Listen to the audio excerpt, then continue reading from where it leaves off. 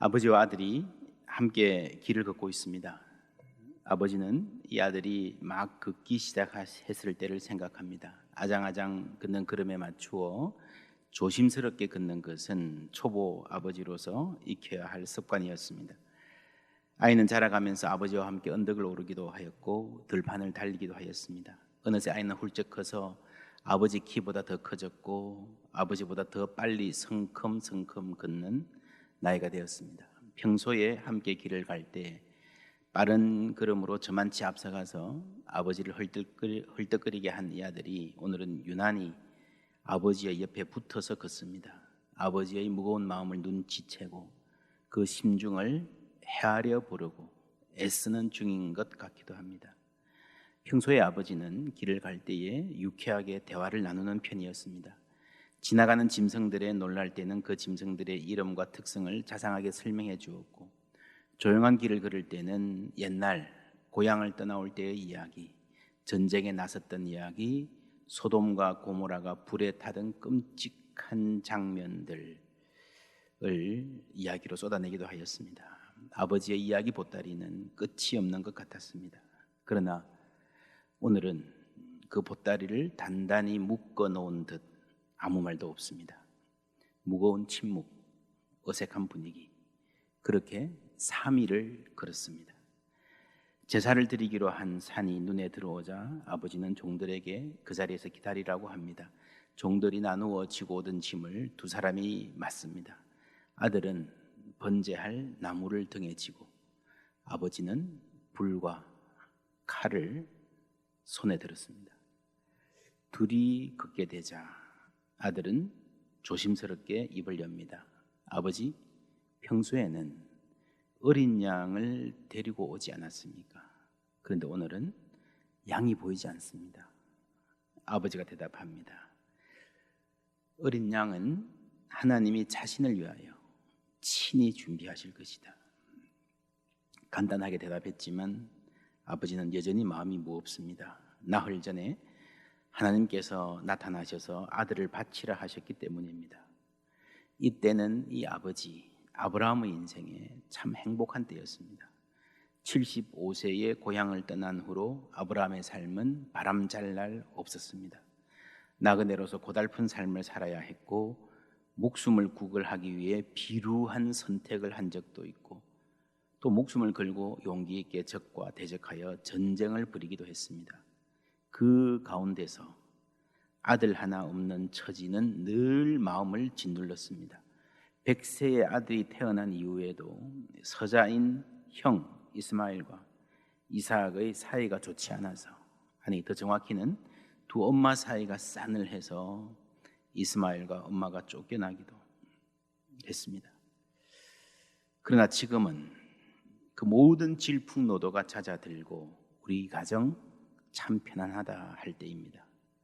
인생에서 이런 시기는 처음인 것 같습니다. 경제적으로도 윤택하고 주위에서도 다 인정받고 존경해주고 내외가 건강하고 자식이 무럭무럭 자라니 이 녀석 자라는 모습 보면서 이제 하나님 부르시면 가면 되겠지 생각했습니다. 이 가정 그리고 하나님의 언약은 아들 이삭이 잘 이어갈 것이라 기대하면서 아들의 듬직한 모습을 볼 때마다 아버지의 마음은 감사로 차올랐습니다. 그런데 난데없이 이 아들을 바치라는 것이었습니다. 사실 처음 아브라함을 부르실 때부터 하나님은 무리한 요구로 다가오셨습니다. 잘 살던 고향 땅 익숙한 산천을 떠나 무작정 길을 나서라. 거기에 순종하면서부터 아브라함은 한 걸음 한 걸음 하나님을 알게 되었습니다. 그러나 하나님을 알아가고 순종하고 하나님과 더 가까워지는 이 과정이 순탄하지는 않았습니다. 사실 이 사람 아브라함은 본래 하나님이 말씀하신다고 해서 말 없이 네 하고 순종하는 그런 스타일이 아니었습니다. 소돔과 고모라를 멸망시키겠다고 하셨을 때에 아브라함은 항변했고 사정했습니다. 그것도 한 번 하나님의 뜻을 바꾸고 나서 몇 번이나 말을 바꾸어 가면서 제발 그러지 말아달라고 하나님의 양보를 받아낸 적이 있는 사람입니다. 자신과 상관없는 사람들이 죽어가는 일, 거기에 그렇게 애타게 매달리던 아브라함이 자기 아들을 위한 일에는 왜 아무 말이 없었을 거예요. 이 지점에서 우리는 나와는 상관없는 사람들이라는 말에 의문을 표해 보아야 합니다. 아브라함이란 이름은 하나님이 직접 바꿔주신 이름입니다. 많은 민족의 아버지라는 말입니다. 너의 자손이 하늘의 별처럼 바닷가의 모래처럼 많아질 것이다 라는 약속이 이 이름에 그대로 담겨 있습니다. 세계를 채우고 있습니다. 그러면 아브라함이란 이 사람에게는요, 두 가지 정체성이 있는 겁니다. 이삭의 아버지, 그리고 많은 민족의 아버지. 이삭의 아버지라는 면에서 보면요, 이 아들 죽여라 말이 안 됩니다. 생각할 여지가 없습니다. 그러나 많은 민족의 아버지라는 면에서 보면 좀 다르게 생각할 수 있는 대목이 있습니다. 아브라함의 인생길은 평범한 한 사람을 하나님이 부르셔서 많은 민족의 아버지로 빚어가시는 과정입니다. 이 창세기 22장은 아브라함이라는 그릇이 빚어져가는 마지막 단계입니다. 여러분, 사람이 하나님과의 관계가 깊어지면요, 주위 사람들과의 관계도 넓어지게 되어 있습니다. 그래서 신앙의 성장은 반드시 나의 배려와 양보, 때로는 희생을 포함합니다. 처음에 조카롯과 같이 가는데 큰 양보를 하잖아요. 좋은 땅을 양보하고 희생하잖아요. 그 후에 조카가 지가 좋아서 찾아간 그 괘씸한 조카가 전쟁에 휘말려요. 포로가 돼요. 아브라함은 자기 집에서 걸리던 식솔들을 군대 삼아서 목숨을 걸고 가서 전투를 합니다. 큰 승리를 거둡니다. 이게 14장인데요. 그 다음 15장이 아주 인상적인 장입니다. 큰 전투에서 이기고 주위에서 칭송을 받고 의기양양해져 있을 아브라함의 모습. 그렇죠. 자신만만한 그런 아브라함의 모습이 등장할 것이다 기대하는 게요, 15장입니다. 근데 15장 1절은 참 의외입니다.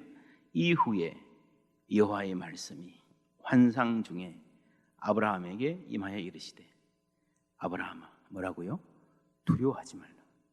나는 내 방패요, 너희 지극히 큰 상급이라. 아브라함아, 두려워하지 말라. 이 큰 승리를 거두고 두려워했다. 이상하지요. 왜 그럴까요? 저도 이 성경을 읽으면서 참 많이 궁금했는데, 유대인들이 미드라시라는 게 있습니다. 미드라시는 유대인들의 모세오경 율법서 해석집입니다. 많은 해석들이 있는데요, 그 중에 이런 해석이 있습니다. 여기서 아브라함이 두려워한 이유는 이 전쟁을 수행하면서 많은 피를 흘렸을 터인데, 내가 조카를 구하겠다고 나서서 전쟁을 하고 보니까 내가 죽인 사람들 중에서도 이 무죄한 사람들이 있지 않을까 고민하고 괴로워했다는 해석이 나옵니다. 물론 성경의 권위를 갖는 것은 아니고 하나의 해석 추측일 뿐입니다. 하나의 주석서입니다. 그러나 이런 해석이 유대인들의 세계 이해에서, 그 심성에서 이 삶의 복잡한 과정을 거쳐가는 아브라함의 속에 무슨 생각이 들어있을까 추정해 보는데 많은 도움이 됩니다. 아브라함이 18장에, 창세기 18장에 나와서 소돔과 고모라를 위하여 기도하는 장면은요, 하나님과 아브라함의 대화가 길게 나오잖아요. 이 길게 대화가 나온다는 점에서 아브라함의 인생에 굉장히 중요한 장면입니다. 여러분, 소돔과 고모라는 멸망에서 마땅한 죄인입니다. 그러나 아브라함은 그 죄악 가득한 도시를 위해서 사랑으로 기도하는 거예요. 하나님께서 이런 아브라함을 어떻게 보셨을까요? 내가 심판하려 하는데 감히 내 앞길을 막아서 괘씸하게 보셨을까요? 아니에요. 비록 멸망할 죄인이라 하더라도 너희들은 망해도 싸다, 속 시원하라 하다, 뭐 이게 아니라, 저주를 퍼붓는 게 아니라, 그런 죄인을 향해서도 간절히 기도하는 그 마음을 하나님 기뻐하셨을 것입니다. 하나님은 죄를 심판하십니다. 그래서 어떤 심판은 피할 수 없는 것 같습니다. 이 죄로 인해서 멸망당하는 이 세상을 아파하는 마음을 아브라함이 닮아가는 과정이에요.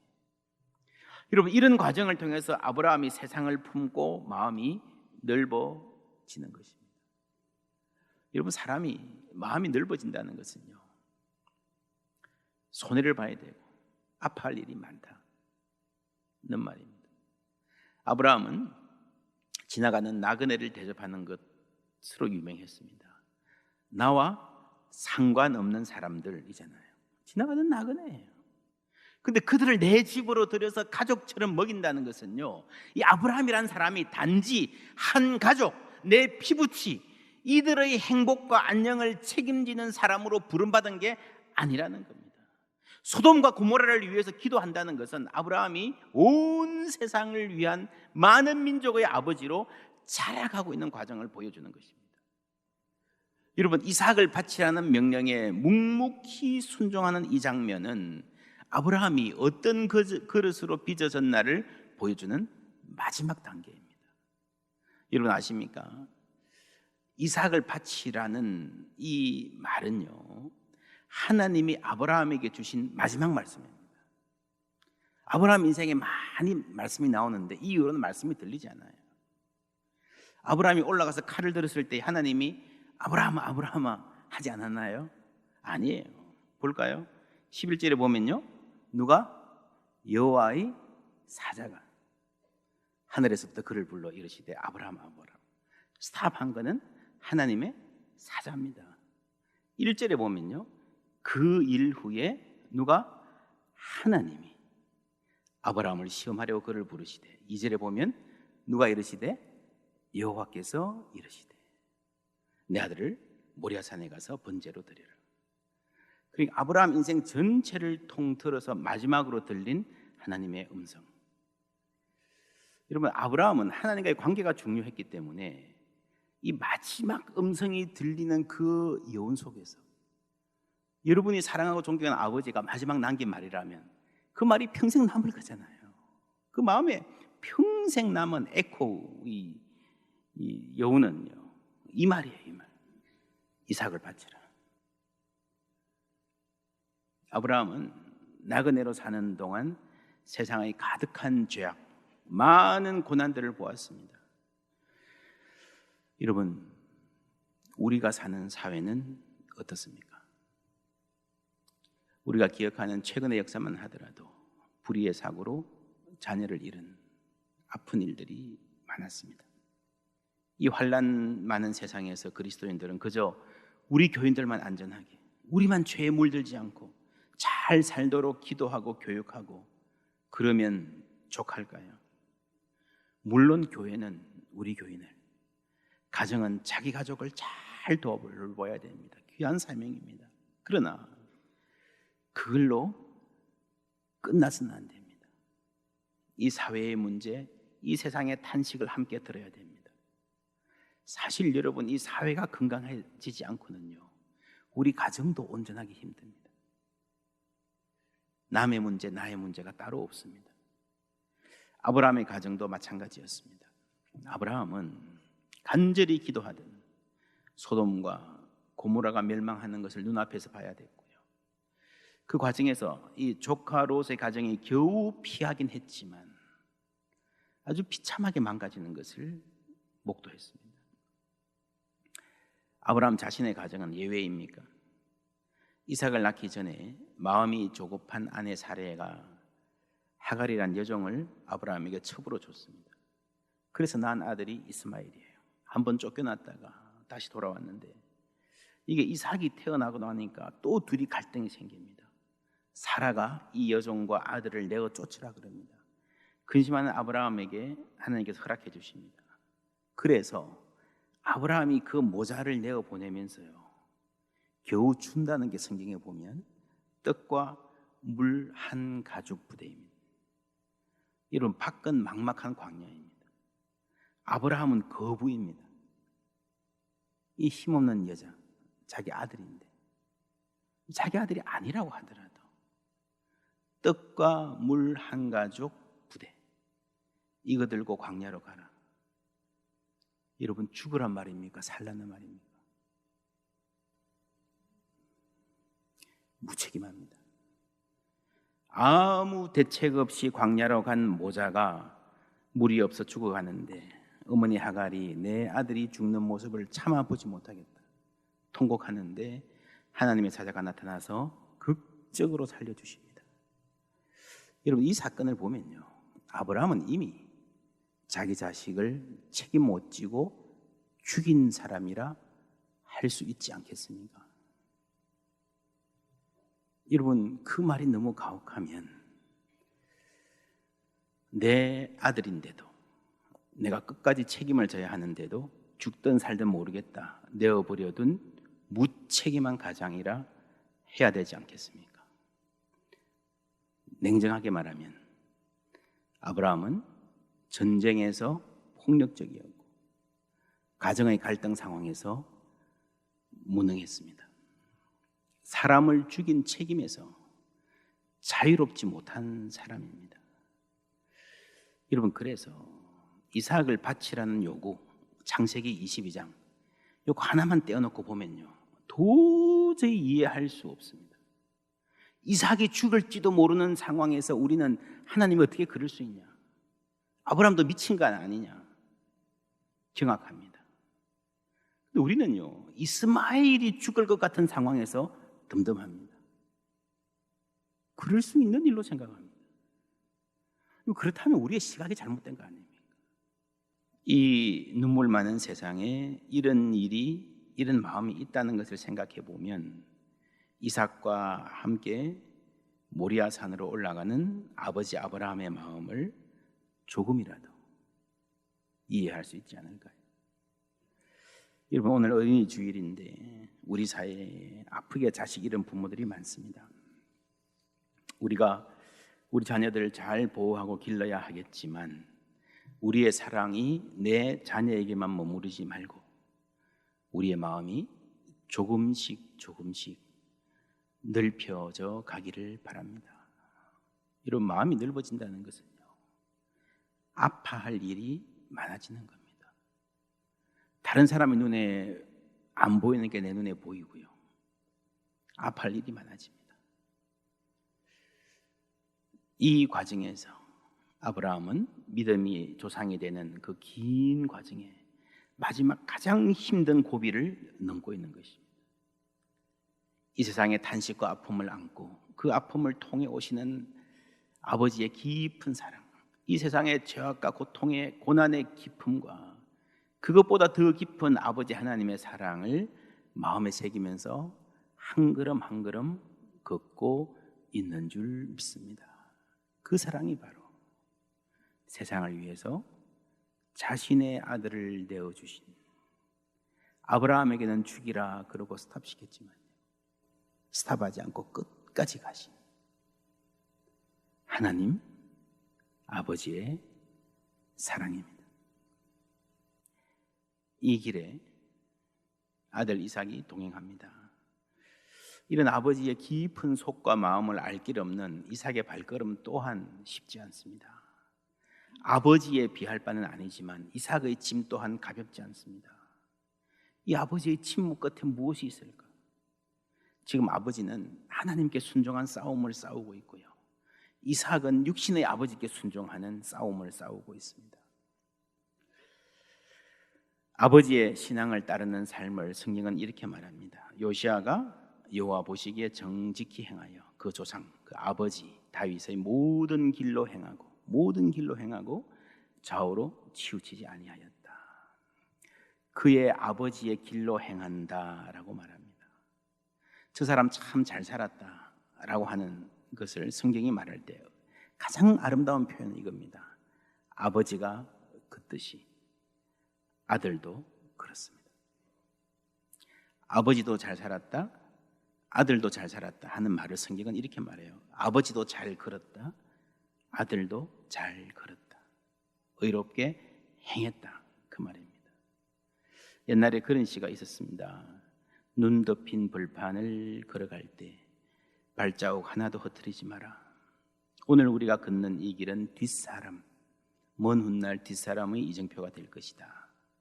좋은 말입니다. 그런데 성경이 하는 말은요, 훨씬 더 현실적이고 생생합니다. 이 선조들이 옛날에 그런 길이 길바닥에 남아서 그것이 이정표가 되어서 그걸 보고 걷는 것이 아니라 아버지와 아들이 함께 걷는 거예요. 부모와 자녀가 동행하면서 자녀는 부모의 걸음을 발에 익히고 그 호흡까지 몸에 새깁니다. 눈으로 보고 듣고 하는 모든 것이 자녀의 마음에 남습니다. 이렇게 부모의 인생 걸음은 자녀의 걸음걸이에 새겨집니다. 프로그램됩니다. 머지않아 부모가 세상을 떠나고 없어도 자녀는 혼자서 그 길을 갈 것입니다. 아버지가 없어도 아버지가 가던 대로, 보고 배운 대로, 그 보폭대로, 그 호흡대로 인생길을 갈 것입니다. 또 조금 시간이 지나면 손자가 그 옆에서 아들의 걸음을 배울 것입니다. 하나님과 동행하며 하나님께 순종하며 사는 삶은 이렇게 후세에게 전달됩니다. 여러분, 부모는 말보다 더 많은 것을 걸음을 통해 가르칠 수 있습니다. 아브라함이 모리아산을 향해 가는 길, 말 몇 마디 하지 않았지만 그 3일의 동행은 이삭의 삶에 결코 잊혀지지 않는 영향을 남겼을 것입니다. 이렇게 아브라함에게서 이삭에게로, 이삭에게서 야곱에게로, 그 후에 모세에게로, 다윗에게로, 선지자들에게로, 그리스도의 제자들에게로, 그래서 오늘 우리에게까지 하나님과 동행하는 삶이 이어져 내려온 줄 믿습니다. 이삭은 건장한 청년, 아브라함은 100세가 훨씬 넘은 노인이었지만 육체의 걸음은 이삭이 훨씬 빨랐지만 영적으로는 아브라함이 거인입니다. 아버지에 비하면 아직 이삭은 걸음마 수준입니다. 그럼에도 불구하고 둘이 보조를 맞추어 함께 걷는 이 걸음이 소중합니다. 눈에 보이지는 않지만 하나님도 이 걸음에 동행하고 계신 줄 믿습니다.